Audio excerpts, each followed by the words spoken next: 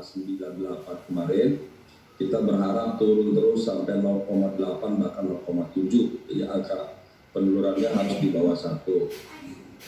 Kalau itu bisa terjadi, maka kita berharap PSBB tahap ketiga sampai tanggal 4 Juni kita harapkan menjadi PSBB penghabisan, sebagaimana disampaikan oleh Pak Gubernur Pak Anies, dan juga menjadi harapan kita bersama. Tentu, namun demikian perlu kita pahami bahwa di PSBB ketiga ini PSBB yang sangat kritikal, sangat krusial. Kenapa? Karena ini dimasuk di bulan Ramadan, di akhir Ramadan, memasuki Idul Fitri, dan terus sampai pasca Idul Fitri. Inilah hari-hari atau minggu-minggu yang sangat penting, di mana masyarakat kita semakin jenuh yang sudah 1-2 bulan di rumah ingin keluar.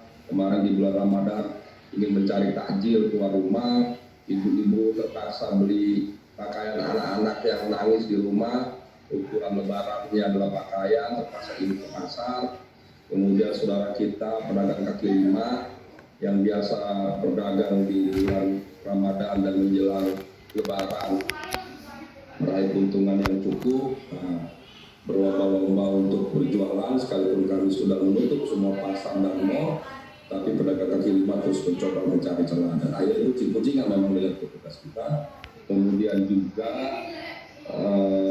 arus mudik, kemudian juga memasuki Lebaran, yaitu kebiasaan budaya kita untuk bersilaturahmi. Alhamdulillah soal Idul Fitri bisa kita atasi kerjasama dengan Dewan Masjid, dengan Majelis Ulama, para tokoh agama. Kita sudah ketemu melakukan pendekatan persuasif supaya tidak perlu diadakan sholat Idul Fitri di masjid maupun di lapangan.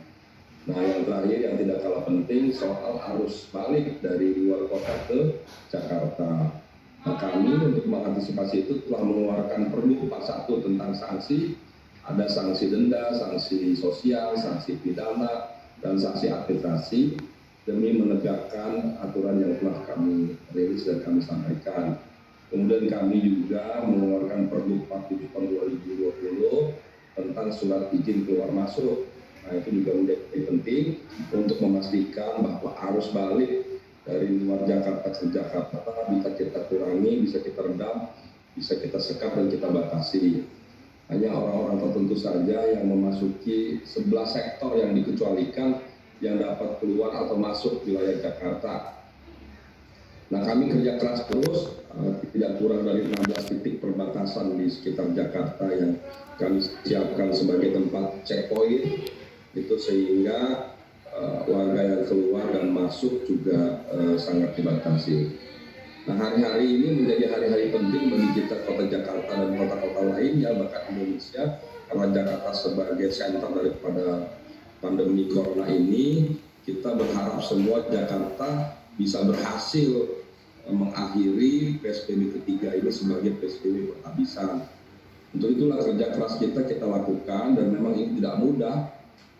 Pilihannya apakah nanti diperpanjang menjadi PSBB ketiga, atau nanti setelah tanggal 4 yaitu tanggal 5 ke depan kita memulai dengan satu masa baru, satu era baru yang kita sebut masa kenormalan baru atau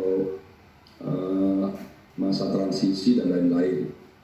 Nah, inilah sekarang DKI Jakarta, kami tadi sudah rapat, kami sudah rampungkan dan kami finalisasi konsep dan strategi apabila nanti DKI Jakarta memasuki masa kenormalan baru atau new normal. Nah, sudah kami siapkan berbagai regulasi dan persiapan konsepnya. Insya Allah sudah matang, sudah kami finalisasi. Tinggal nanti Pak Gubernur akan launching pada saat yang tepat.